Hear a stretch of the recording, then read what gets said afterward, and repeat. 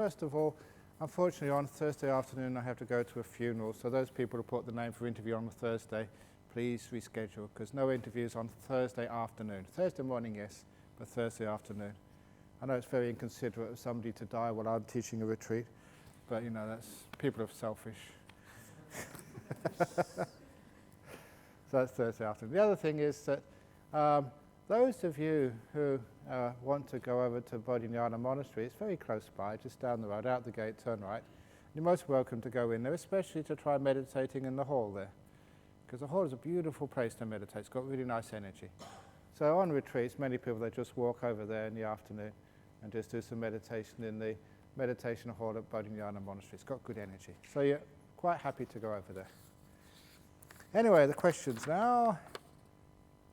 Dear Ajahn, can we pray to Buddha? Of course you can. It's a waste of time, but you can do it. So instead of actually praying to something, make it happen. And we get all these kids, you know, when it gets to the year 12 exams, they come and pray to the Buddha. And it'd be much better if they spend time actually revising, looking at the books or doing something like that. And that'd be much more effective. And I say that because sometimes when people start praying to the Buddha and asking favors, it's actually quite dangerous. It wastes time sometimes. And there's the old story, for those of you who don't know it, about, this was in southern Malaysia, sorry, no, not southern Malaysia, the East Malaysia. No, West Malaysia. Down the south, there were some floods there recently. And when the floods started coming, there was one of these monks, Mahayana monks. He had to climb on the roof of this temple and to escape the floods. And when the rescue boat came, they said, Venerable, the flood waters are still rising, it's going to get much higher, please jump in the rescue boat and we'll save you. And the monk said, you don't need to save me, I'm a devotee of the Kuan Yin. Kuan Yin will save me. That's one of the Buddhist sort of objects of worship, goddess of mercy. And he said, no, come on, the flood waters are rising, jump in the boat, we've come to save you. He said, no, I've got faith in Kuan Yin, I've worshipped her all my life, prayed to her, so she will save me. No matter what they did, they couldn't get him to go in the boat, so they had other people to rescue, so they left him. And then the flood waters rose, and he was clinging on to those curly bits to the end of the Buddhist temples. And he was clinging on there, and the rescue boat came and said, okay, you've proved your point, you've got a lot of good faith, you're a legend amongst us all now, just jump in the boat, we come to save you. He said, no, I've got faith in Kuan Yin. Kuan Yin will save me. You don't have to worry about anything. I've got faith in Kuan Yin. It's a test of my faith. And they couldn't get him to jump in the boat, so they had to go and rescue somebody else. And the floodwaters rose, and this time he was hanging on to the TV aerial. And the helicopter came, and the chopper put down a line, said, okay, there's no other choice. We've come to rescue you. We know all about you. You've really made a great point. Everyone respects you. Now hold on to the line. We've come to rescue you. He said, no, I've got faith in Kuan Yin. She will save me. Go away. And whatever they did, they couldn't get him to hold on to the line, so they had to fly off. You know what happened? He drowned. Floodwaters rose, and he drowned. As soon as he went to heaven, he saw Kuan Yin. He was really upset. He was really upset. He said, I had faith in you. I told everybody you were going to save me, and you did nothing. You let me drown. You destroyed my reputation and your reputation. Now look at me, I'm dead. I can't trust you anymore. And what did Kuan Yin say? She said, what do you mean I didn't help you? Didn't I send you 2 boats and 1 helicopter? That's an old joke, but it's a good one. So instead of actually praying to the Buddha when they send you a helicopter, or jump on the helicopter, get in the boat, for goodness sake. So a lot of time praying, sometimes people miss the point. Okay, you can do some bowing, you can do some chanting, you can just give yourself some an uplift, but just actually praying and asking for favors, that's corruption. Getting someone up there to try and just bend the rules for you. So we don't do praying to the Buddha. We use the Buddha as an inspiration. Hi there, Ajahn Brahm. Sometimes when I have gotten into a good meditation when my body vanishes, I see beautiful colours and feel overcome with joys, and my eyelids flutter. I found this is distracting me, so I'm worried that I'll lose this state and I have to really fight to try and keep my eyes shut. Is this normal? Yeah, it is normal. So what you can do is wear eye shades. And then eyes can flutter as much as they wish. And it's just a simple thing. I've got a few eye shades. I can get some out for you, whoever wrote this. You put eye shades on, and then it's a waste of time, your eyes fluttering, because you can't see anything anyway. So basically it stops that little problem. You only have to wear them for a couple of days, and then you don't flutter anymore.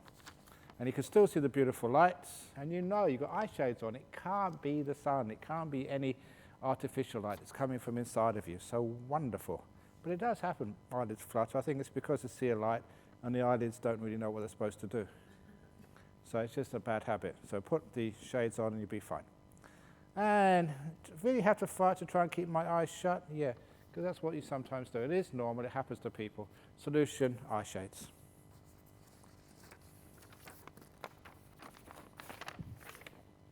7 cardinal rules of life. This isn't a question. This is a sermon. Make peace with your past, so you won't. Make peace with your past, so it won't screw up the present. That's pretty good, because it does screw up the present, all your past stuff. Rule number 2, what others think of you is none of your business. Thank goodness. It's none of my business. What others think of you says more about them than it ever says about you. Time heals almost everything. Give it time, except death. Does time heal death? No, you stay in the coffin and you still don't wake up after a couple of years. People actually dig you out and you're still dead. Well, time heals almost anything, so just let it go and it just disappears. Don't compare your life to others and don't judge them. You have no idea what their journey is all about.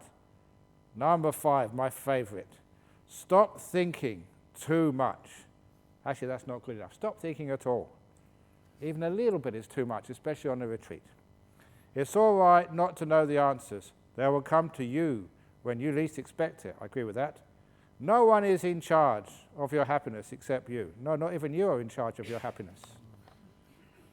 Happiness just comes and goes when it wants to.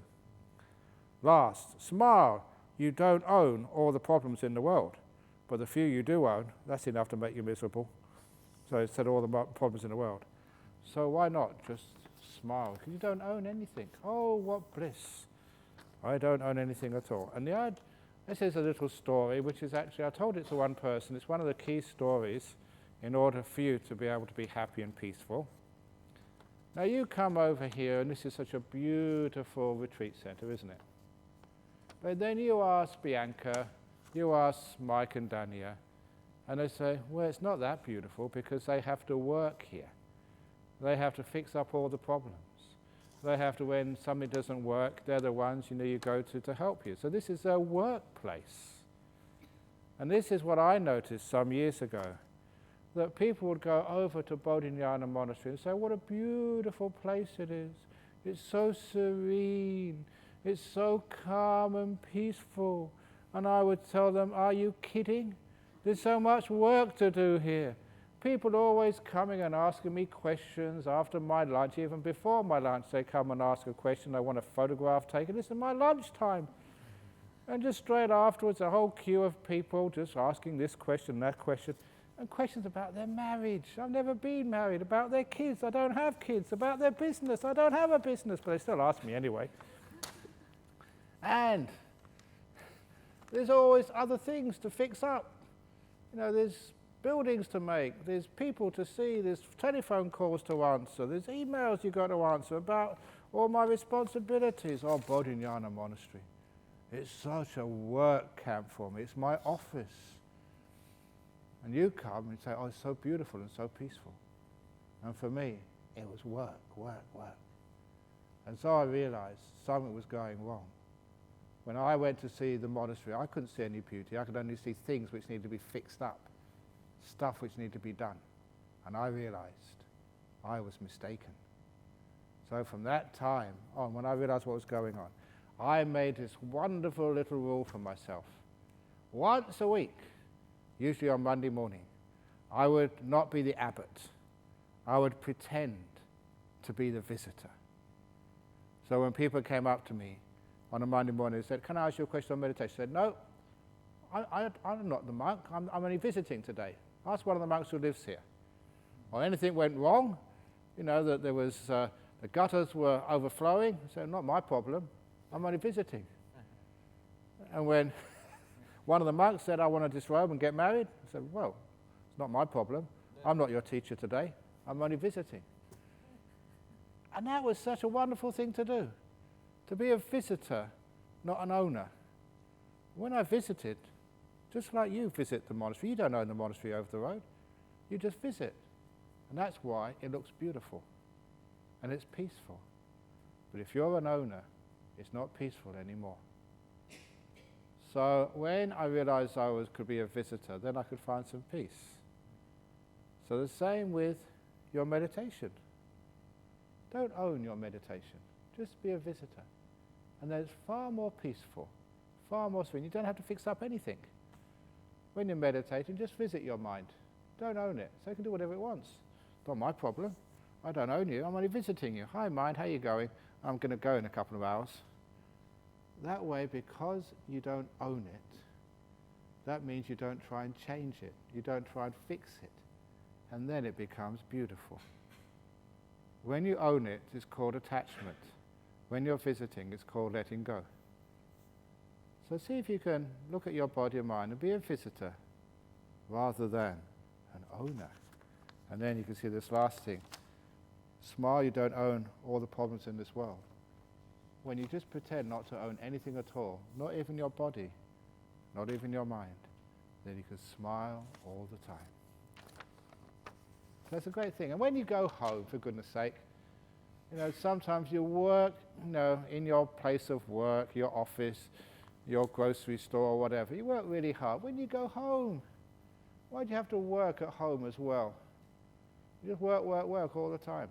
So pretend every Saturday morning that you're a visitor to the house in which you live. Because when you invite visitors to your house, they don't wash the dishes, they don't mow the lawn, they don't do your laundry for you. They just sit there and you give them cups of tea and give them nice food, you chat to them, and then they leave and you have to do all the washing up afterwards, because they're visitors. So when you visit your own home, you don't have to do any washing up. You don't have to do any cleaning, no laundry.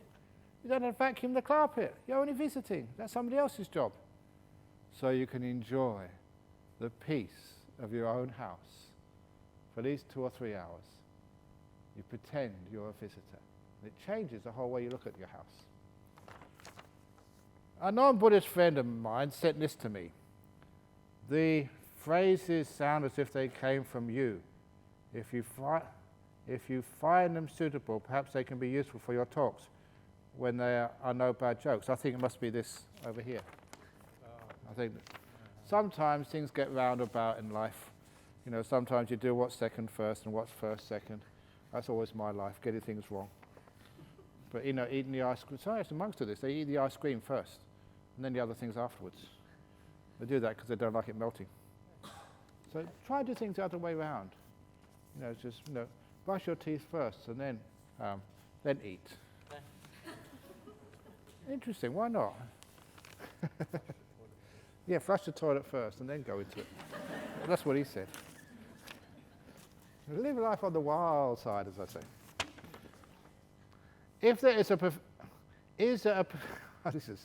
is there a preferred location for your eyeballs? Yes, in their sockets. I don't think they meant that. Should they be facing straight ahead, upwards or downwards? Should they be fixed in that position rather than moving around? Just let them decide. Leave your eyeballs alone. Stop interfering. No, because sometimes, seriously, people think that sometimes that you get more peace if you put your eyeballs up. Put your eyeballs down. You just get tense. So let your eyeballs just relax.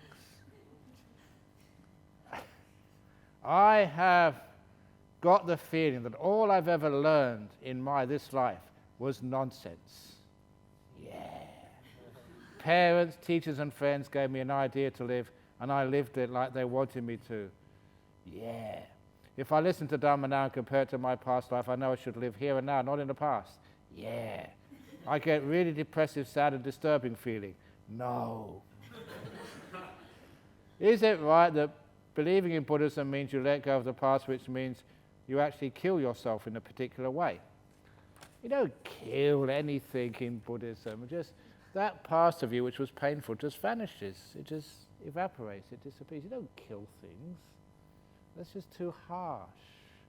They're just things, just vanish. They disappear.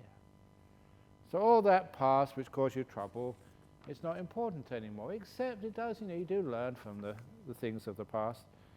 So all your mistakes in the past, that is what you learn from. So it's wonderful. I always like mistakes, because when people take me, when I go and visit a place, I love it when they get lost. When they make mistakes, they don't know the way to go to the temple or the place, because then I actually go and see a different part of the city than I've ever been before. Getting lost is great. It's like an adventure. So sometimes if you go, traveling somewhere, you go to a new city, whether it's London or Paris, get lost on purpose. Because when you get lost on purpose, it's an amazing adventure. You see little coffee shops you've never seen before, you go down streets you've never been to before. Getting lost is brilliant, because it's an adventure. You let go of your plans. So my advice to you all is, please, get lost. It's cool. So, but they can lose the past anyway. People, they're trying their very best. Don't blame your teachers and parents. So they're trying their best for you. It's, doing what they thought, was good. But, just when you hear, you look now and look back on how you were taught, and you realize some of it was not really good advice. And sometimes look at the advice you give others. Is that really good advice?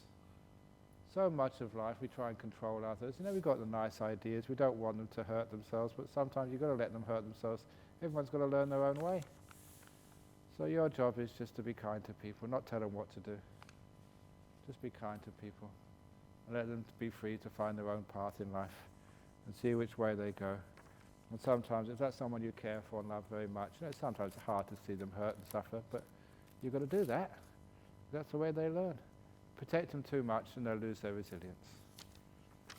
So sometimes you're kind to people. Give them, and a lot of times, give them that kindness, that warmth, that support. That's probably all they really need. And then they learn from themselves, they grow. 'Cause what people want most of all in life is respect and warmth and love. And then they go experimenting in life. But they've got that warmth and love to come back to. And that's all they really need. So that warmth and love, that's the home you come back to every evening. And then you go out into life during the daytime, you do your work, you do your hard stuff, earn your money. When you come home at night, come home to a nice, warm, kind place. Your real home, as Ajahn Brahm said, which is right in here. So you have this warm and beautiful place inside where you meditate. We're totally accepted, nothing is wrong, no criticism. And then during the daytime, your work, your life, you go out there, experiment, try things out, see what happens. If it fails, you learn. If you succeed, you're happy. It's always positive. You always have a nice place to come back to inside where you are totally accepted. And there's no criticism at all about you. That's what life is. As long as you have a home to come back to, a home of warmth and kindness inside yourself, then you could be far more adventurous in life. Try new things, see what happens. Because you've always got a nice place to come home to inside here. Why do we worship the Lord Buddha 3 times? Is it paying reverence to the Buddha, Dharma, and the Sangha? In Buddhism, we always do things 3 times. I don't know why 3. Maybe 2 is too little and 4 is too much. So 3 is just right. Even in other things in life, we have not the 2 bears or the 4 bears, we have Goldilocks and the 3 bears. There's so much of life is in 3s. So that's, Buddhism is in 3s as well. And when you worship the Lord Buddha, somebody was asking me this, because there are some people here who are not Buddhist. But what do we do the bowing for? Exactly what are we bowing to? And I've been explaining how I bow when I do these prostrations. I don't bow to that statue. That's just a lump of metal. It's got no sort of magical soul inside. It's not just a place where the Buddha can actually contact humanity just like some sort of interface, like an internet, and he can sort of look through those eyes and can see what you're all doing. It's just a lump of metal, okay, but it's what it represents. So when I do my first bow, I bow to virtue, to goodness, to truth, to honesty, because that's really important for me. I've seen people who are really trustworthy, who are kind, and who always do the right thing, and you can be safe with them, they won't steal from you. And those sorts of people, it's just such a pleasure to live with them. You can trust one another. I still remember one of my friends came to visit me in Thailand, and I said, one of the nicest things to do is get up really early in the morning, go in the alms round through the villages, just after dawn. He said, look, I can't get up at that time. I'm not used to getting up so early. I said, that doesn't matter, I'll give you a knock on the door before we go on alms round. And I did. And as we walked on alms round, he said it was such a strange feeling the night before that he knew that I would knock on the door in the morning when I said, because he could trust me. I was a monk. He said in London, people would promise all sorts of things, and you couldn't trust them at all because they let you down so many times. But in a monastery, a good friend, he said it was strange. He knew, absolutely, without a doubt, I'd be there to knock on his door at that time. He said that's virtue. That gives you this beautiful sense of reliability and trust, which in the world sometimes is hard to find. So virtue is such a beautiful thing when you can trust one another. What they say is the truth as far as they know it. So I bow down to virtue. It's such an important thing in my life, and I worship, respect virtue. And also it means that I'm remembering how important it is. So I try and increase my virtue as best I possibly can. So I first of all bow down to virtue, then I bow down to peace. Peace inside my own heart, my own meditation, peace in the monastery, peace in Jhana Grove, peace in the world. It's such an important thing to find this beautiful peace, because you can touch it here in this retreat center. You go out and it's so peaceful outside. And some of that peace goes inside of you. That is just so valuable. So I worship peace and I bow down to it. And because I bow down to it, peace becomes more important than all this thinking and worrying business, or criticizing people, or trying to change people, or trying to change the world. Bring peace into this world. Stop trying to change it. So when I worship the Buddha second time, I'm worshipping peace. And the last bow is for compassion. Because when you see acts of kindness, they just makes the sun shine. So compassion is really, really important. And I worship compassion. So I bow down to it. So when I bow down to the third time, I bow down to compassion. It increases my own compassionate nature, because I'm reminding myself of its importance. I'm bowing down to compassion. And it means it gets stronger inside of me. So those are my three bows, to virtue, peace and compassion. And that means it's meaningful. So don't just bow down to a Buddha just because everyone else does. Give it some meaning. As I told someone in the interviews, a few years ago I was invited to give the lecture at the assembly, morning assembly, at a top Christian school here in Perth, Christchurch Grammar. Because I know the chaplain, Frank Sheehan, is a good friend of mine, and I've known him for many years. And that, we got there really early in the morning, before the school started, and we had to wait outside, the chaplain, myself, and the principal, as the kids got all settled in the big auditorium. It's just beautiful school, right on the river, amazing views. And as everyone was getting ready, the principal turned around to me and said, "This is a Christian school, and in the big hall there we have a statue of Jesus." And the chaplain and I, because I'm a Christian, said the principal, "We will bow, a little bow to the statue of Jesus, because we're Christians. But you're a Buddhist, you don't need to." And I decided, cheeky Ajahn Brahm, to make a point. When the principal told me you don't need to bow down to Jesus, I looked at him, crossed my arms and said, "I demand my right to bow down to your Jesus." And of course he goes, "What? What's going on here?" And then I described to him, I can see something in that statue which is worthy of respect. So I'm going to bow down to what I see in your statue of Jesus, which I respect. That's what I'm going to do. And he got the point. So we all went in there, we all bowed.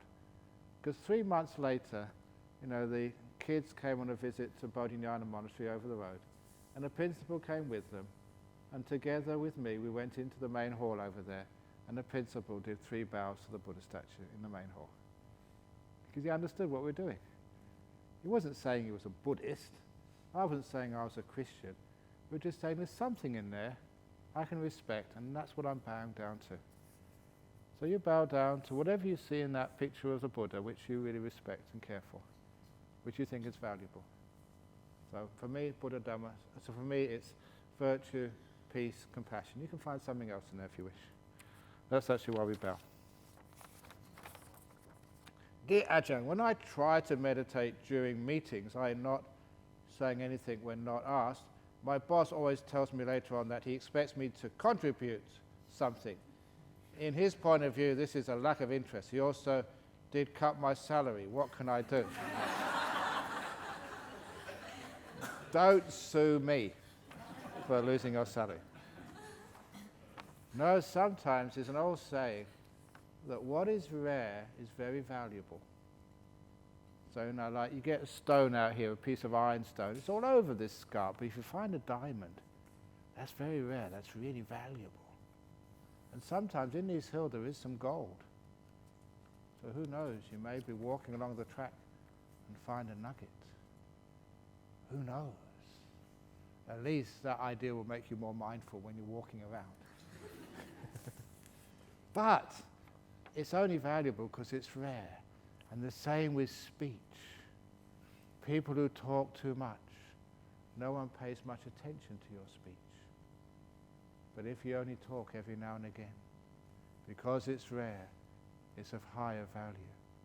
So don't just be silent during the meetings, but don't talk so much.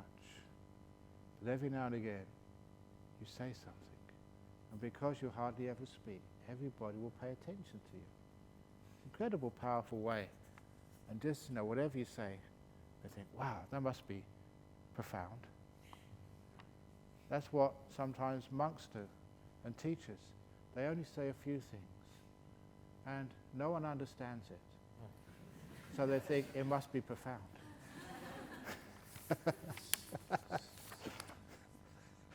So that's something you do. So when you're at work, you can meditate just to be still and silent and get your everything ready. And then, when it's time to speak, you say something really deep. And go, wow. And they increase your salary. And if they do increase the salary, because it's from my advice, 10%. Dear Ajahn, are you enlightened? That's the answer. And I told somebody during the interviews, sometimes people ask me a similar question. I'm going to ask a similar question first and I'll ask this afterwards. They say, you've written all these books about deep meditation, beautiful lights, jhanas, and you talk about these a lot. Ajahn Brahm, can you do those? Can you achieve jhanas? And as a monk, we have to be honest. We cannot tell lies. So I tell people, Ajahn Brahm cannot attain a jhana. Ajahn Brahm can't meditate for his life. Ajahn Brahm is terrible at meditation. That's absolutely true. Are you disappointed? You know I'm just messing around with you. Because this is a teaching. Ajahn Brahm has to vanish and disappear. I have to get out of the way. And then all these things happen. You have to stop controlling, stop doing things. The Ajahn Brahm who does stuff, that has to vanish. And then all these incredible meditations, they happen. If I can't do it, Ajahn Brahm can't do jhanas. I and all doing have to vanish. And then these jhanas appear. Now this is a really important thing to understand. Because as long as there's a self in there, are you doing this? you practicing this, you getting things, you attaining things, you'll never get enlightened. So enlightenment happens when the you vanishes, when there is no more me, when the self just evaporates, then what's left is enlightenment. So it doesn't make any sense. Anyone says, I am enlightened. They just haven't understood what's really going on. When the I vanishes, when there's no more me, when there's nothing to attain anything, then enlightenment is left. That's the answer. It's not the answer people expect, yes or no, because it's a wrong question. You know, in the time of the Buddha, there was one little sutra, and I love this little sutra because a monk came and saw the Buddha, and Nanda was next to him, and said, one who's enlightened, fully enlightened, never thinks they're better than anybody else, they never think they're worse than anybody else, they never think they're the same as anybody else. And the Buddha said, correct. And then another monk said exactly the same thing, one who's enlightened, an arahat, finished everything, they never think they're better, they're worse, or the same as anybody else. Said, yes. And the Buddha turned around to Ananda. He said, those were two arahats. That's how an enlightened person tells me they're enlightened. They don't say they're better, they're worse, they're the same. They're just not there anymore. And there's a beautiful saying. If you want something profound to help you with the meditation, this is one of the profound sayings. This is in, not the sutras, Visuddhimagga. And it's one of the great poems in there. The path is, but no traveller on it is found. Nibbana is, enlightenment, but not the person who enters it. And it's, you know, people think this is a Zen saying. This is basic Theravada. The path is, the path of meditation, the Eightfold Path, but if you are travelling that path, if you are doing it, the path vanishes. The path is, but no traveller on it is seen. So when you let go, when you disappear, when you stop doing things, the traveller is gone. And then the path is as wide as a superhighway. You can't miss it. And Nibbana is, but you vanish to enter it. That's what happens. All this me and attainments and I'm doing it, and I've attained something. Look at me, I've got all these degrees. Look at me, I've got all this big house. I've got all this big... You've got nothing. It all gets taken away from you when you sort of die. You can't take it with you, except this lawyer. This lawyer, he was about to die, and he was really rich. And on his deathbed, he started thinking, how can I take it with me? Look, I've worked so hard for all this cash. There must be some way I can take it with me. And he got this brilliant idea. He told his wife, go to the bank, here's all the things I've signed, and take out as much cash in $100 notes, nothing smaller than that, in these two suitcases. Fill these two suitcases with $100 notes, no, a couple of million at least. And once you've done that, put them in the attic, in the room right above my bed. Because my plan is, when I die, I will go up to heaven and I will catch them as I go up to heaven and take them with me. And you'd always know, don't argue with the lawyer. So the wife said, yes, darling. So she went to the bank, got all this cash out, filled the two suitcases, and put them in the room, the attic, right above his deathbed. And she did exactly what she said. And a couple of days later, he died. And the next day, she went up to the attic to see if the suitcases were still there. Of course they were still there. And she said under her breath, stupid man, he should have put them in the room underneath his bed, because I know where he was going. But either way, you can't take it with you, but that's a joke. So you don't own anything. So the path is, but no traveller on the scene. How do you know what travelling is like? Your whole life is travelling, always going on to the next thing, always going on to the next meditation, the next lunch, the next experience, the next moment. That's called the traveller. Why, when a traveller disappears, you're not going anywhere. You're just here. As I said in my book, I think I said this already. In life, when I go places, I see I don't see any human beings. Human beings are very rare in this life. They're all human goings. All humans going somewhere. Humans doing things. Never anyone actually being here. So I want to see more human beings. No more travellers. People are just here. You're not going anywhere. You've got no destination. You're just here. The path is, but no traveller on it to see. If you're not a traveller anymore, you're not trying to develop your meditation, get to Nibbana, go to Nimittas or Jhanas. When you stop going places, then you're no longer a traveller. Then the path is so clear. And Nibbana is. Enlightenment is. But there's no Ajahn Brahm, there's no Kina Picha, there's no Sister Gotami, there's no anyone who enters it. Because they vanish, disappear, and then enlightenment is. Simple. So just vanish. It's already told you, get lost. And I was telling people also that, that sometimes people come up to me and said, Ajahn Brahm, you had this great education. What have you got out of it? How much money have you got in the bank? What possessions have you? So I've got nothing. I've got no superannuation, I've got no bank account, I've got no credit card, I've got no savings, I've got no security, I've got no insurance, I've got no pension, and if I did, you wouldn't let me retire anyway, so what's the point? I've got absolutely nothing. What have you got to show, Ajahn Brahm, for all these years of work? Just a fat belly and white hair. That's all I've got. So Ajahn Brahm, you're a loser. They tell me that, I'm a loser. I go, yes! You really appreciate me. I'm a loser. I've lost all these defilements. I've lost my past, my worries about the future. I've lost all the anxieties and the guilt and the anger. I've lost so much. It's wonderful losing all these defilements and problems and worries and attachments. Don't you like to be a loser as well? Lose all your problems.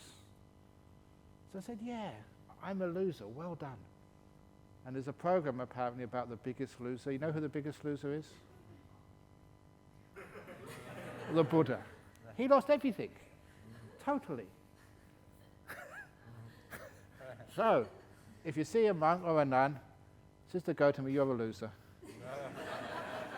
And we take that as a compliment. Thank you so much. You're so kind to call me, the wonderful things, like a loser. So be a loser. Much more fun than having all this stuff. In the end, all meditation systems must be let go of. Neither can one cling to the teacher. If a system leads to relinquishment to not cling, then it's a correct practice. Exactly. You let go of things. In the end. Not in the beginning or in the middle, okay?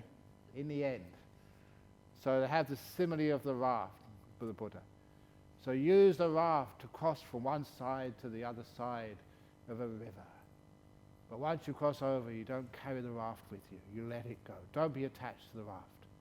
But please be attached to the raft when it's in the middle of the river. Don't let it go yet.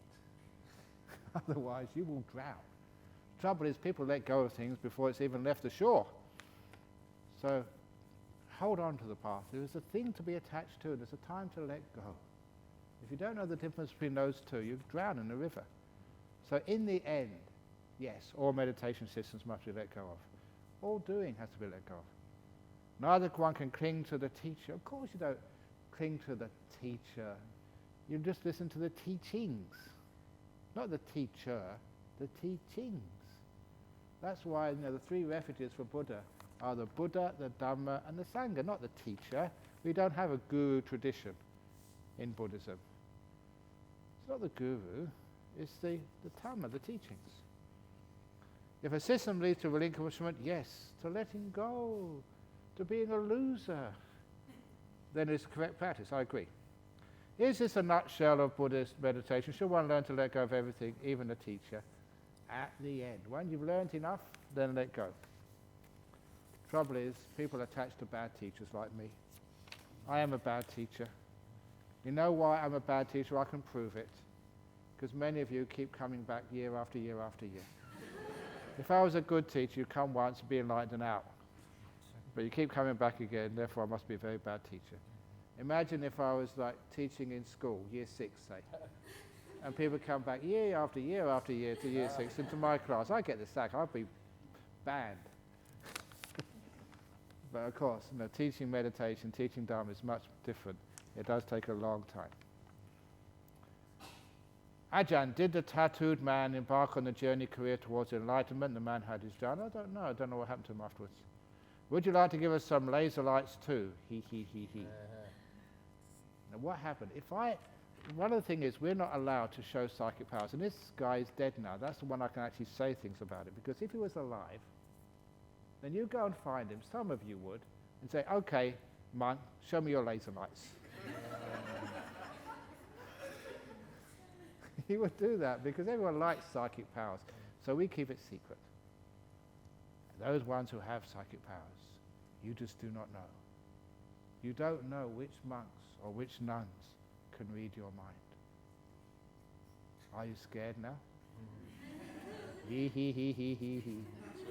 Please don't be scared. Any monk who can read somebody's mind only reads one person's mind once. And they get so bored, it's so rubbish. I don't want to read that rubbish anymore. Be honest, your minds aren't worth reading. So you're quite safe. We keep it sort of secret. How important is sila in gaining deep meditation? It is very, very, very, very helpful. It's a big boost to your meditation. It makes meditation so easy. Sila is virtue. That's why, we ask people to keep things like 8 precepts here. It actually does empower your meditation. Because you're letting go of all this worldly stuff. So it means your attention goes more inside of you. If you're into sex, food, entertainment, it takes your attention outwards. So when just for 8-9 days, it's not that long. When you go back, you know as much sex and movies and food as you possibly want. But for 9 days, keep it simple. Then you find all the attention goes inside rather than outside, which is really great help for the meditation. What is the difference of indulging and relaxation? How to balance the mind to be right diligent? Okay, this is a great question. The right effort in Buddhism. That's actually the important factor, the Eightfold Path, number 5. What actually is right effort? And the right effort is the effort to stop, the effort to let go. Because it doesn't come naturally to many people. And it's like you have to press the delete button for things to go. It doesn't go by itself sometimes. So it's the effort to stop, to relinquish, to restrain. So sometimes I say it's the effort like to have a guard or a supervisor on your mind. And it stops the past coming. The past comes in, so stop here. Gently, it's not some sort of bounce from a nightclub which beats people up. It's a Buddhist guard. No, stop. You don't need to come in. Come back later on. Stops the future from bothering you. And just lets go of these thoughts.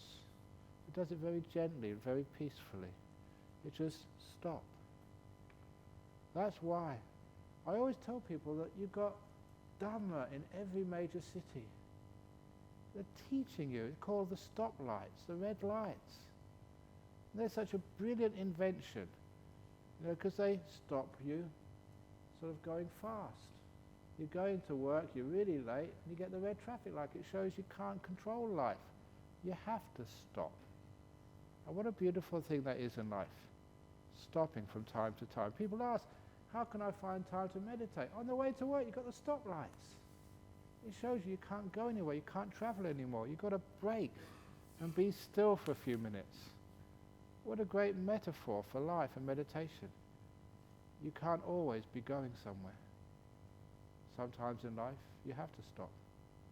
So those are the great Buddhist traffic lights. If ever I ran a country, I'd put more traffic lights in. Even when there's no intersections, just put them in there to slow people down. Maybe I should write to the government and ask for more traffic lights. During meditation, I have just a few thoughts every 10 minutes, but out of meditation I have 10 thoughts every minute, especially after waking up or closing some routine task. How to maintain the quality of mind? It just, you're changing your habits. You didn't do this by willpower, it just happens. You tend to think less when you enjoy silence more.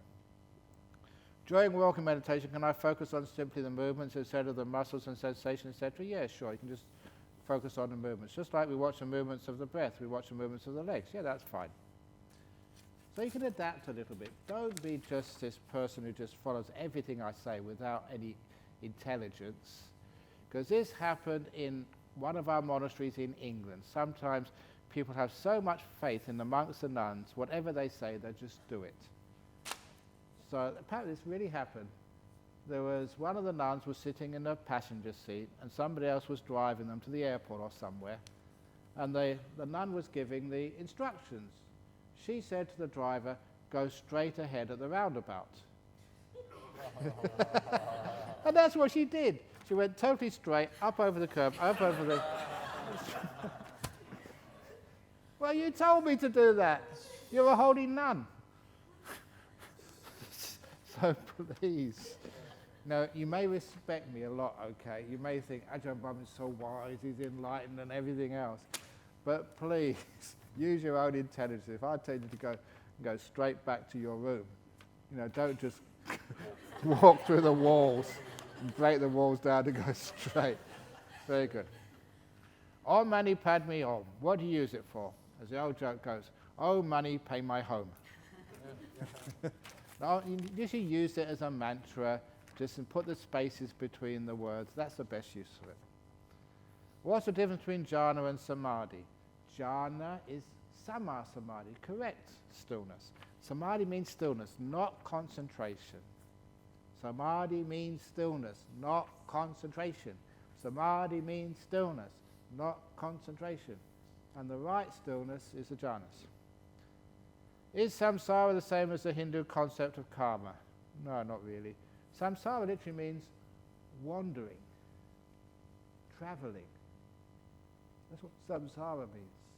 Just keeping on going, walking and never stopping. It's a very beautiful word. When I say that people keep on samsara-ing, they never stop. When you stop, you're stopping samsara. It's perpetual wandering. I have a nice quote for you. Don't go with the flow. You are the flow. Do any of you remember there used to be a cartoon, because I love cartoons, called Andy Cap? And you remember his wife? What was she called? So don't go with the flow. That was my joke a long time ago. It's somebody else's wife. Anyway, yeah, you are the flow. But see if you can, the flow stops, it vanishes. That's the best. How do you deal with the issue of anger that interrupts your meditation? Love your anger. Don't try and stop your anger. Anger is part of life. So open the door of your heart to your anger. Anger, oh, it's been such a long time since I've been angry. Thank you for coming to visit me. Where have you been? So when you welcome anger, you totally undermine it. It's just got no place it can stand and grow and get more angry. But as soon as you react, anger, I'm not angry. I'm a monk. I don't get angry. Anyone who says I'm angry, I'm going to hit you. Because I'm a monk. I don't get angry. Ajahn Brahm never gets angry. Okay? That's what happens when you start to get angry. It just keeps on going. So when anger comes up, accept it. Open the door of your heart to anger. And then it vanishes. That's one of Ajahn Chah's great stories. Somebody asked him that question. He said, okay, how to overcome your anger? Or deal with it. Don't try and overcome it. Next time you're angry, get out a clock, a little alarm clock or some clock. Put it in front of you. Sit there and see how long you can be angry for. See if you can beat your record. There's a very good skillful means. If you do things like that, you put the clock up there, see how long you can get angry for. Straight away it's becoming undermined. You can't get angry anymore. Because to get angry, you have to start thinking of the object of your anger. you're not really thinking about this person inside. So it's her fault, she shouldn't be sitting like that. Your fault, you shouldn't be, you've got a scarf over, you're not a Muslim, we don't have that. You're another Muslim over there. No, Muslim, it's a Buddhist place. And that's what anger is. It's just about everybody else's fault. But it's okay.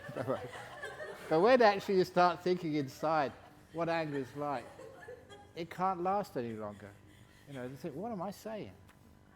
That's why if you've got someone in your family who gets really angry, or they've got an alcohol problem, a great way of helping them, and you can do this these days, next time they get angry, start shouting. It might be a boss at work, it might be your wife, your husband, or whatever.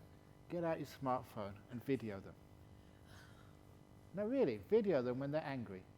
And when they relax, then show it to them. This is what you look like. And it shocks them. Because when they're angry, they're not really aware of themselves at all. Angry, always you're focused on the object, what you don't like. But if you actually video someone and you show it to them when they're angry, they're really shocked. Is that what I really look like, how I sound like? And it brings them mindfulness, self-awareness of what it's like when they're angry. And that's a really very good thing. Usually they let go and they do something about their anger once they see what they look like. Their pride, self-esteem, self-worth is challenged so much they do something about it. If that doesn't work, put the video on YouTube.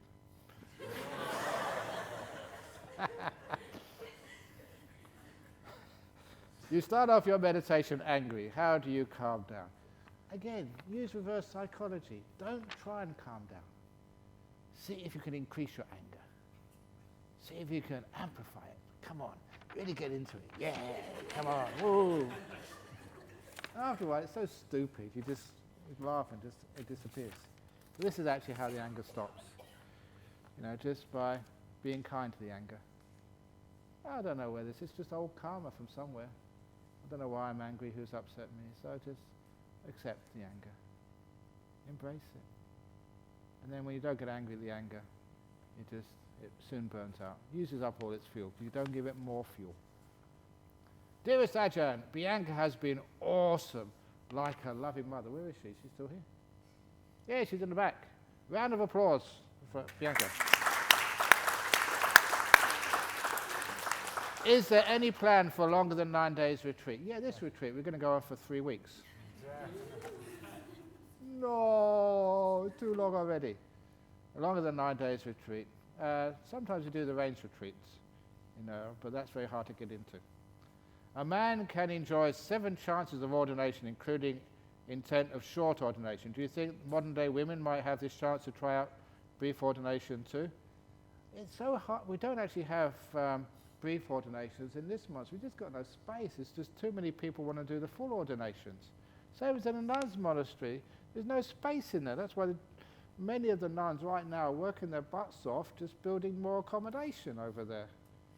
So it really takes a long time. As soon as we build a new accommodation, it gets filled up immediately. So there's no chance for brief ordination. So we call the brief ordinations Mickey Mouse ordinations. If you're going to ordain, ordain. If you're going to let go. What's the point of letting go just for a few days? That's not really letting go, is it? That is like some people, please excuse me, this is Sri Lankan tradition, the 13 precepts on Poya Day.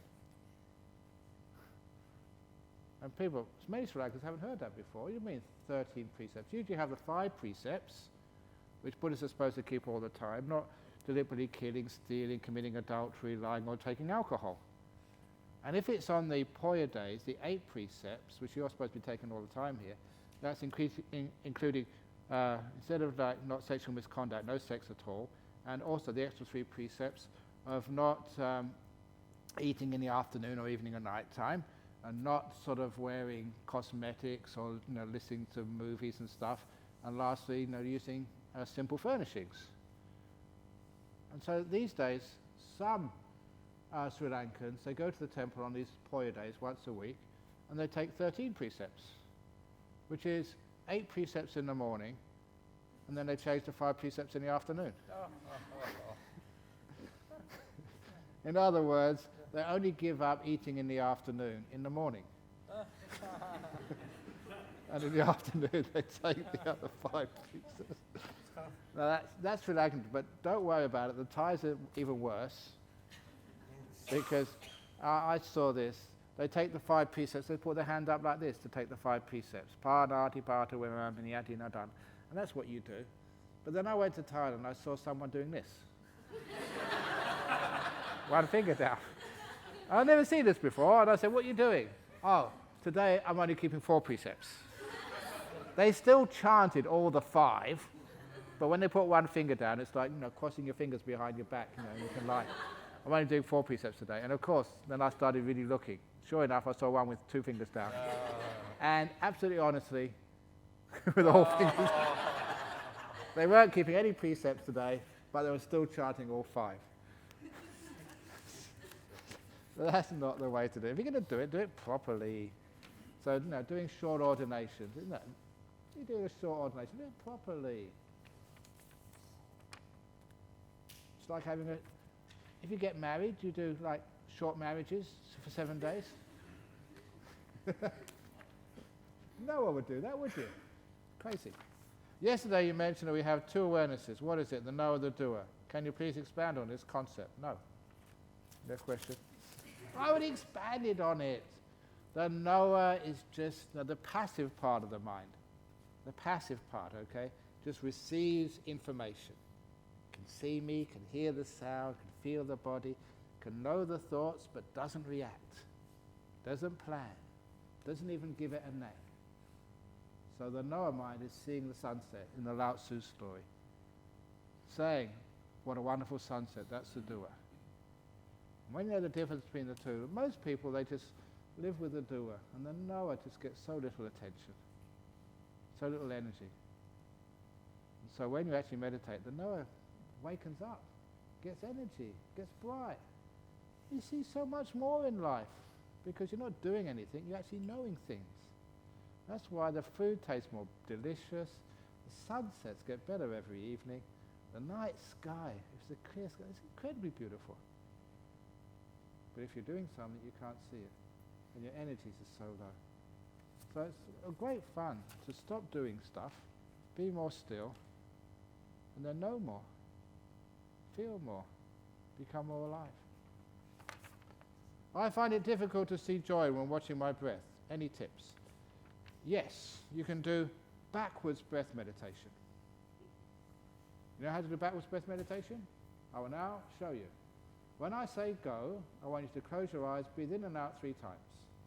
Okay? And then after the 3rd breath, then open your eyes. Okay? Go.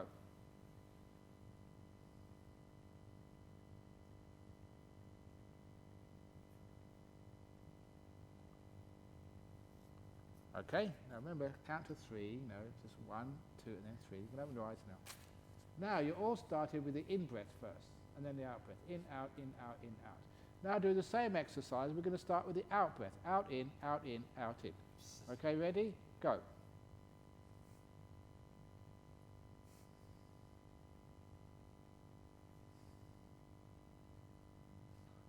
That is called backwards breath meditation. You don't breathe in first and then out first and then in. And you find it's totally different. Should be the same, but it's not. So we call that backwards breath meditation. So if you get bored with doing ordinary meditation, try backwards breath meditation, invented by Ajahn Brahm, never before heard. And if that doesn't work, do the 3 in-breaths to 1 out-breath.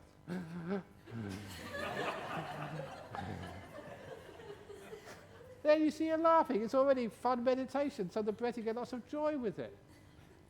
Now, I haven't actually got into this, but walking meditation. If you started getting bored doing walking meditation, as Buddhism goes to different countries, it's got to adapt. Adapt to the local cultures. So here we're in Australia. So I developed Australian walking meditation. So you start on one of the paths there. People ask, where do you put your hands? In Australian walking meditation, like this. And you don't walk, you hop, like a kangaroo. Hop, hop, hop, hop to the end, turn around and hop back again. That's called Australian walking meditation. I guarantee that will put joy not only into your meditation, but everyone who sees it. They'll burst out laughing. And it comes from happiness. At the end of meditation retreat, that's really important. So, I challenge every one of you on this retreat, you've got many days left, to do at least one session of kangaroo walking meditation. In the hall, just to the end and back again, at least once while you're here. And test it out, and you'll find it puts a lot of joy in your meditation when you do kangaroo walking meditation. Anya, you're accepted. You don't have to. On the crutches. Okay. Can you spell the mantra you mentioned yesterday for the thoughts? And can I use this mantra if I feel emotions like anger, rage? Yeah, you can use it for anger and rage as well. No, you don't need to spell it. You can hear it. Om, Mani, Padme, Hum. If you spell it wrong, it doesn't matter, as long as it's something you don't understand. So you can use it because you're getting angry and just go, oh man. But if it's angry, do it really slowly.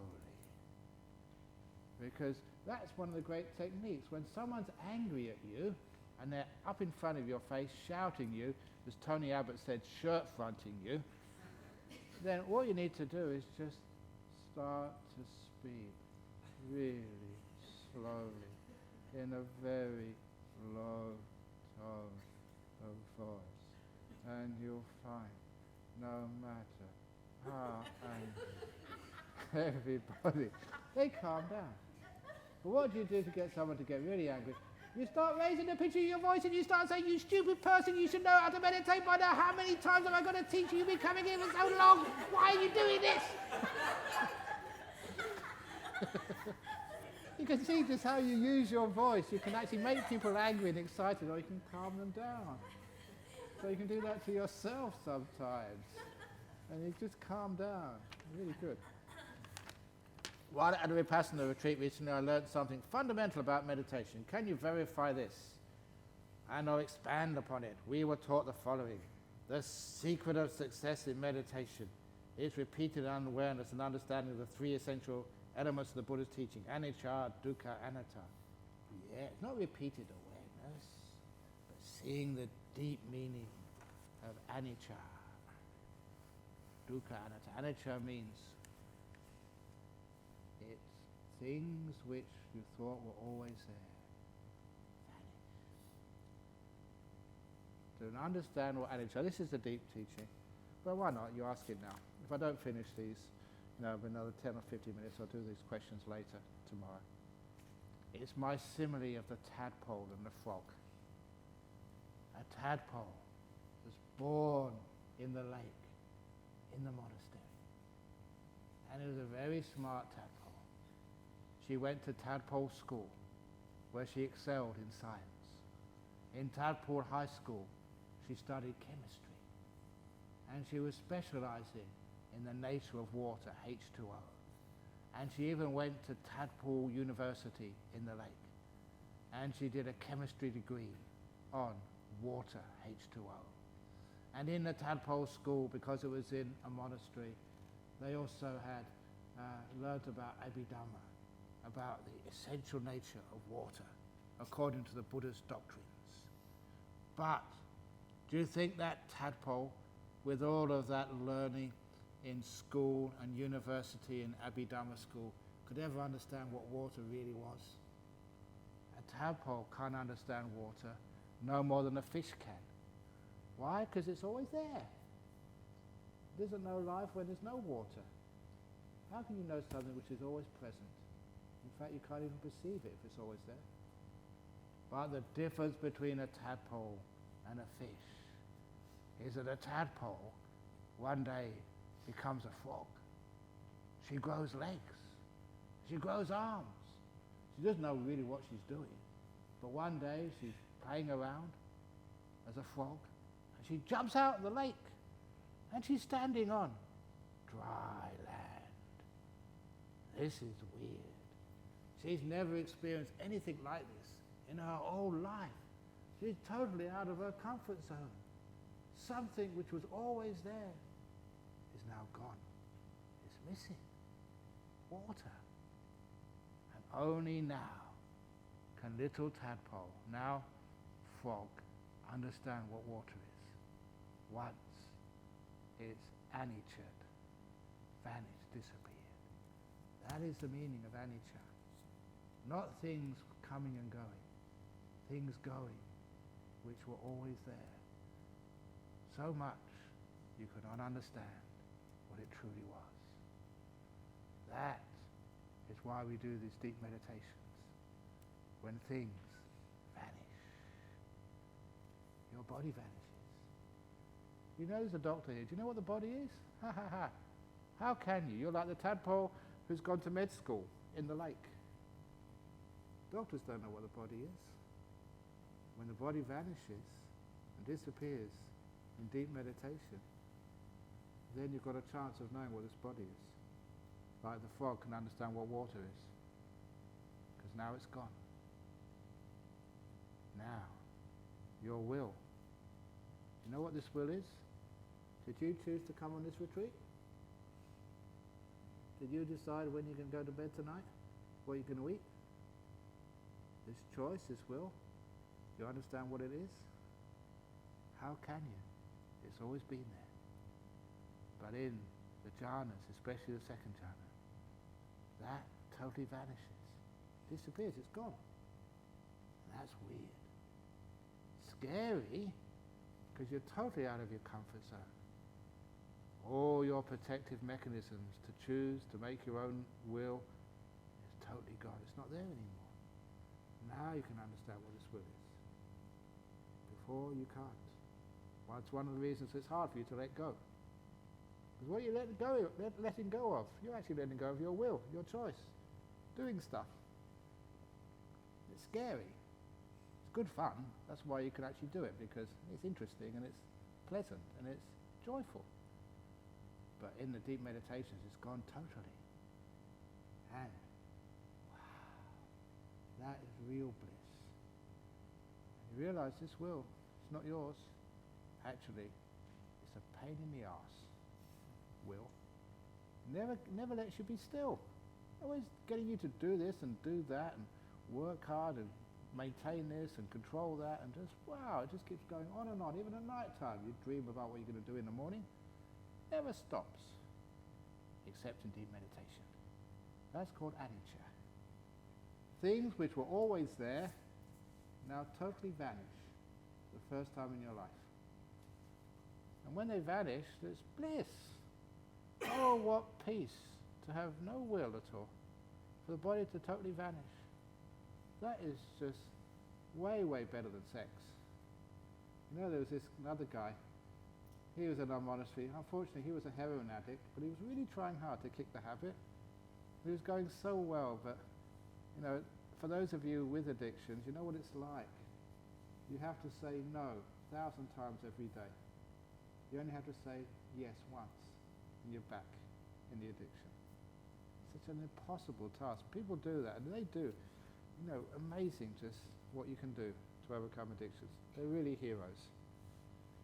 But this guy, you know, I was teaching him some meditation. I remember going off to Nolamau on a Friday, and he came running after me before I, you know, got in the car. He said, "Actually, I have to tell you this."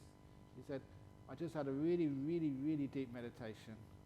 And he said, "You know, you'd always been saying it's better than sex." And he said, "Yeah, okay, I can understand that. But I never thought it would be better than heroin." Because apparently, I've never taken heroin, but apparently heroin is way, way better than sex for those people who are addicted to it. That's why they get addicted to it. Terrible, terrible drug. He said the meditation bliss was even better than heroin. He said, "I thought I'd never say that to anybody." But it was true. So when actually your will disappears, that's the sort of happiness you get. Because the will, this body, is dukkha, suffering. Doesn't matter how fit you are, how smart you are, you're still suffering. Now you can't believe that, you can't even understand that. It's just words to you. But when you get into these jhanas, it's right in your face, you can't miss it. It's also this will has nothing to do with you, totally conditioned. You are You will according to your culture, your training, your upbringing. All your choices are like that. You don't make them. They make you. So you asked for a deep one. There we go. That's the essence of Buddhism. But it might sound good. It might sound crazy.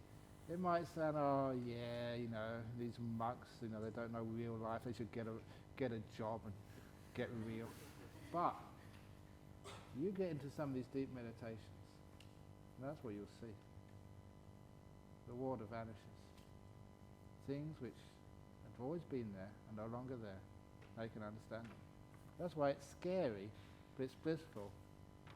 No matter how scared you are, and how many of you think, no, I don't want to do this anymore. Sorry, it's too late.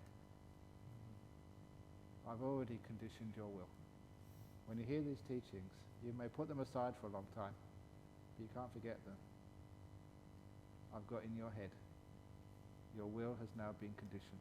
You're going to have to let go, sooner or later. Sorry. I'm not really that sorry. Thanks, Ajahn, for the wonderful Dhamma talk this morning. I have nothing to ask and not thinking of attending the interviews. Thank you very much. Exactly. Very good. To maintain mindfulness throughout everyday life, do you first ensure the body and mind are relaxed and still, then simply pay mindful attention to the flow of objects and naturally enter your field of awareness? Or should you attempt to maintain mindfulness on one object, such as the breath, throughout the entire day? Goodness, if you are just watching the breath for the entire day, you'll crash the car when you're driving through the traffic. If you're driving, your mindfulness is on the traffic. If you are a doctor and you're doing an operation on me, please put your attention on the end of the scalpel, not your breath. Breathing in, breathing out. Oh, sorry, Ajahn Brahm.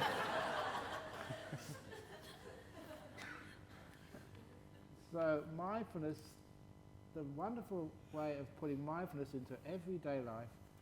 Empress 3 questions. Now the most important time. The person in front of you, the task at hand. Whether it's driving, whether it's going to the toilet. Don't watch your breath when you're going to the toilet. Just watch the toilet bowl. Relax and do your job properly. When you're going to sleep at night, don't watch your breath, otherwise you'll stay awake all night. It's sleep time, so relax and go to sleep. The job at hand, the person in front of you, the thing which is right there in front of you, that's the most important thing in the world. And be caring. So the Emperor's 3 questions is mindfulness in daily life, in every moment. That is how to be mindful and how to be wise and how to live all your life beautifully. Can you explain the 5 hindrances and how they affect meditation? Do that tomorrow, because that's a big talk, and I was going to do something about the obstacles to meditation tomorrow, so that'll be tomorrow's talk.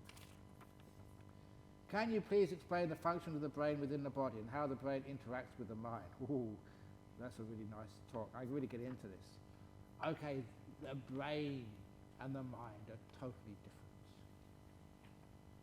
So there are some people with no brains. We're not talking about George W. Bush, Tony Abbott, or whatever, or your husband. I'm talking about, the first time I saw this, 1980s, Professor John Lorber, Sheffield University. His field of experiments was the shape of the human skull, and people with deformed skull shapes, how that affected their intelligence, their social life, their health. Because not all people's skulls are the same, and some are deformed at birth. Is that going to affect them? So his database was these students at the university in Sheffield in UK. If he noticed anybody with a slightly strange shaped head, and you don't notice this, but this was the expert, he would invite them onto the program, give them a few pounds and beer money, or many students were quite happy to join the program for a little bit of money. And one day he saw this one student who was a post-grad student in mathematics. He'd already got a first in mathematics, was doing his PhD. And his skull shape was deformed. So he said, come on the program. And he joined the program. One of the first tests they gave him was a CT scan. And in the CT scan, they found he had no brain, just cerebral fluid. 1% of cortex that you'd expect. Everything else was missing. He became known as the boy with no brain. That was John Lorber, Professor John Lorber's description of him. He did have 1% cortex, okay. So he did have a tiny bit of brain, 1/100th of what normal people have. The rest was cerebral fluid, encephalitis. And he was an honor student in mathematics. He got a first. And he's doing postgrad work. He had a girlfriend. He was totally socially normal in every which way. In fact, he was better than normal. He was on the normal side of the average. And he had no brain. And I remember talking about that years ago to this doctor in Royal Prince Alfred Hospital. And he said he'd actually seen those scans. They'd been done several times just to make sure there was no mistake in the machine. And I remember him telling me, he said, you wouldn't believe how much trouble this is causing in medicine. Many big egos and huge billions of dollars of research programs which try and work out how the brain affects everything else. A challenge. There was literally a boy with no brain. People think it's just part of that brain, the 1% is sometimes compensating. But he said, look, no way can that small amount of cortex compensate for all the other stuff which the brain is supposed to do. But he said, now all that research has been put in the back drawer and called anomaly, and no one's paying any attention to it. But since that time, there's other people with no brain been found who are perfectly aware. All the things which are supposed to be done by the brain, there's no brain there to do it, and they're still totally normal. And I always like to do this piece of research. Can you please move your head backwards and forwards? Yeah. And if you can hear any sloshing rather than the brain, it means you've also got no. And there's others, these people have these near-death experiences. There's people who, under operation, they say they report being able to see and hear everything which has been done on the operating table. And a lot of people say, they're just imagining it. But this is real things which are happening. There was a famous case of the tennis shoe in this operating theatre in a UK hospital, one of the old hospitals. The patient was having some operation under anaesthetic, laying on her back, or his back, I forget who it was, said they rose up above their body, really high, just like this building. The windows are really high in these operating theatres, so you can't get people, go and have a look, have a good peek. Oh, this is really interesting. So you're not allowed to actually to look in, but you need light, so they're very high windows. And they said on the ledge, there was a tennis shoe. That's what they said when they came out of anaesthetic. They rose up, they saw a tennis shoe up there. This is an important sterile operating theatre. You can't have rubbish like that up there. And no one sort of said, that's impossible, can't be there. But the person said, it's there. And down below you couldn't see it, was on the ledge. So somebody decided, let's check. They got a ladder, and there was a tennis shoe up there. No one knows how it got there, but it was there, and this person saw it. How could that happen? It was there.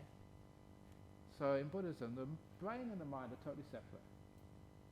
The mind actually just uses the brain for most of its life, but under hypnosis you get actually straight into the mind. You bypass the brain. That's why you get these very deep memories of the past under hypnosis. You do the same in meditation. Bypass the brain and get into the mind. There's much more to say about that. It's fascinating. But you can bypass your brain and go into the mind, where you can remember such things as your previous lives and all sorts of other interesting things. Woohoo. I really get into this, but anyway. Can you please explain the function of the brain? Yeah, that's the function of the brain. What is the source of our thoughts and emotions, or what caused them? The answer is stupidity. It's true. Why do you think so much? You don't get anywhere out of thinking. People think, okay, yeah, I do get somewhere, but that's more thinking. Look, all the thoughts you've ever had in your whole life, where's that ever really got you? You become wise, you really become happy. Look at these great thinkers, the great philosophers. One of the nice things about going to a university like Cambridge, you get these Nobel Prize winners there, and you can actually hang out with them. And it was so disappointing. These were supposed to be intelligent people, but they're emotionally so stupid. Now I'm still well connected, to the science community, especially physics. And David Blair, the University of WA professor, is a good friend. So when Sir Roger Penrose came through Perth, he was Mr. Black Hole, the guy who actually invented black holes. He did the maths for it. And out of the maths, at the bottom of the equations came black holes. One of the most brilliant physicists in the world, from Oxford. He came through Perth, and of course, David Blair invited me to go and have dinner at the Gravity Centre in Gingin. I got the invite. Now, even though I don't have dinner, but meet a famous physicist like Roger Penrose was brilliant. There's only about 24 people there.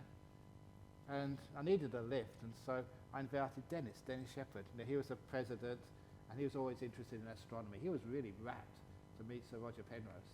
And I was really interested in meeting him. So you went up to the Gravity Centre over in Gingin, for an evening with one of the world-famous physicists, and he started talking to him. Talking about, I know physics, the mind, and he couldn't have a conversation with you. It's absolutely impossible. 2 or 3 minutes, he just wasn't responding. And then everybody else tried as well, because he was a famous person. And after about an hour, I was sitting at the table there, having this really nice conversation with this physicist from NASA, and he was standing there. No one was talking to him at all. He was emotionally just like the crazy professor. No social life, no wife, nothing, because emotionally he was an idiot. Physics, he was a genius. And I thought, I'm glad I never went down that path. This is one of the reasons. The thoughts, they don't get you that far. There's something much better. And the wisest person I ever saw was old Ajahn Brahm. He wasn't a thinker, but my goodness, he was wise. So that's why it's thinking all the time. It's also thoughts and emotions. The thoughts promise you wisdom. They'll only give you headaches. How do I cultivate joy? Not my forte. Any tips? 10 push-ups every morning? That's number 1. Number 2, kangaroo walking meditation. That's number 2. No, do silly stuff. Your food, when you have your food, eat your sweets first. If you have ice cream, do you have ice cream here, Bianca? Tomorrow, you have, oh good, see I saw it, ice cream tomorrow. Put the ice cream on the curry. No, just for fun. And eat it and turn around to everybody else. Ice cream on curry. Go, that's delicious. Don't lie. But it's good fun. So sometimes play around. It's a wonderful way of getting joy into your life. Play. Teddy bear. Whoever wrote this, get the teddy bear and meditate with the teddy bear. It gives you joy in life. And joy is an important part of spiritual life. It's an important part of religion, for goodness sake. If you can't have happiness with religion, what's the point of religion? It's supposed to get you closer to heaven. And if you follow all these Taliban, if that's their heaven, that must be the most boring place. I don't want to go up there with those guys. And actually, this joke was told me by a Muslim. And he said, that heaven used to be such a wonderful place. So peaceful and kind and wonderful. But these days, it's the most dangerous place in the world. There's so many suicide bombers over there, you don't know when you're going to step on another bomb. I got that from a Muslim. I was at a mindfulness retreat recently, and the teacher taught open-eye meditation. He said that this was the meditation taught by the Buddha. Is this true? Go, Maya. It's not true. He didn't teach that meditation. In the process of dying, when the stream of consciousness is leaving the physical body, is the light one sees during that time an nimitta? Yes, that is. And if that is the case, everyone will get to jhana when we pass. No, the nimitta is pre-jhana. So everyone sees these nimittas. When you die, see people with near-death experiences, they go towards the light. And they say it's a beautiful light, they describe it. That is exactly the same as you see in the limiters. But you're not dead yet. So, why is it the same? Because in meditation, your 5 senses are stopping, the body is vanishing. That's what happens in death. 5 senses stop, you can't see or hear anymore. That's why they put the light in the eye to see if it's responding. The sight is turned off, it's not working anymore. And sort of the body vanishes. That's actually when you see the light. Well, first eye, you still got, they call it actually in Buddhism, the mind-made body. So, you still feel you've got the senses, you can see the operation. That's the first part of the near-death experience. You can see everything, you can hear what the conversation's being held, being said, and then you go off floating off to the light. When you go to that light, you can't hear anything in the operating theatre or the accident scene or whatever. This is actually your 5 senses vanish, and you see the beautiful light. So you all see limiters eventually. But I encourage you to see them before you die. So at least you know what death is all about. So this is Death Camp 101, when you get limiters. Someone said during a meditation retreat, it's very meritorious. If you could compare merit to money, is it worth $1 million? Actually, as Buddha said, actually meditation is the highest form of good karma. It's not million, I think, what is it, about 10 to the 12th or something, more than giving sort of a donation. So what you're doing over here is so meritorious. It's worth more than $1 million what you're doing here. The value of this retreat is so high. I expect a few checks for $1 million in the donation box. No, don't worry about those things. Yeah, it's really incredible good stuff. Why? It's because it's creating so much happiness in your life, good health, but it's not just for you. When you leave this place, how many people are going to be affected by your wisdom, your kindness, your stillness? Everyone you meet. So whatever you learn here, whether you like it or not, is going to be spread to the people you hang out with. You're going to be a kinder, wiser person. You don't have to be a teacher, just who you are will affect so many people. And that's why it's huge merit to come on a place like this. It's a great act of kindness for the world. Dear Ajahn, the jhanas, are these enjoyed by the monks whenever they like, or do they happen at random? Everything, right? It's not really a random, but when you want it, you can't have it. When you know how to be still and peaceful, they just come. As I said, you have to vanish first of all. There has to be no monk, no nun. And then the jhanas happen. That's why they're called nuns. They have no jhanas. Nothing, none. The arahants, are they awake 24 hours? No, even arahants go to sleep. The Buddha slept. Just look after the body, that's all. So they're not always awake. You can't sort of sneak up on me and say, he's got to sleep. He's not an arahant. Even arahants go to sleep. And I'll tell you, also arahants, they go to the toilet as well. Sometimes people have this weird idea of who an enlightened being is. And that's why sometimes you just don't get it. You don't know until a person dies. And sometimes there was this famous story of this 7-year-old novice. And in this time of the Buddha, just this small guy. And the other monks would tell him, go and get this, do that, and they were knocking him on the head, just to tease him. When the Buddha saw them knocking him on the head, he said, come over here, monks. You don't know just what you've just touched. He said, that is not just an ordinary arahant, he's got incredibly powerful psychic powers. It was like this novice called Sumana. He said, incredibly powerful. You just don't know what you've been playing with. And that's where the Buddha gave the simile of the 4 small things you must always be careful of. Like a small fire, please be careful of small fires in this environment because a tiny little flame can set off a whole bushfire in Australia. So be careful of small flames. Small snakes can also have full venom enough to kill you. So just because it's a tiny snake, I can play with this. No, even small snakes are dangerous. And the other one in that time was small princes.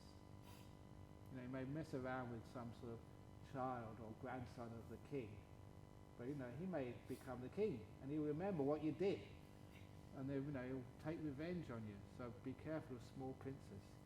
And the last thing was small monks and small nuns. You don't know what power they have. sometimes the ones which are enlightened a little later. The last ones you expect. Just because I teach doesn't mean that I am the most advanced monk on earth. Who knows? This monk next to me.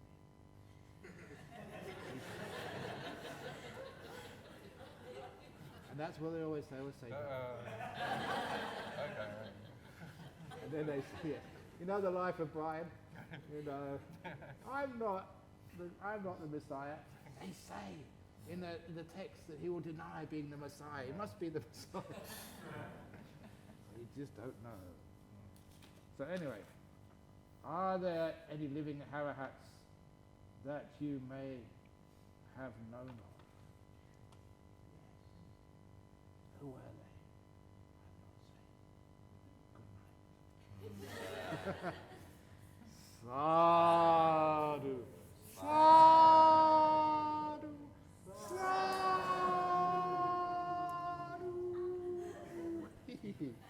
Okay, thanks for those questions. It's 9:30, but I think the energy was good, so I don't think you mind going up a bit longer.